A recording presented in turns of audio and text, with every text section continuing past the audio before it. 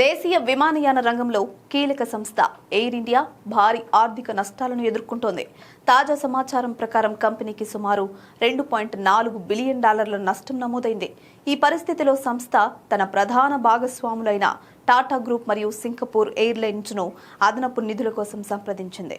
విమానాల నవీకరణ, సేవల మెరుగుదల, అలాగే వ్యాపార విస్తరణ కోసం భారీగా పెట్టుబడులు పెట్టడం వల్ల ఈ నష్టాలు పెరిగినట్లు తెలుస్తోంది.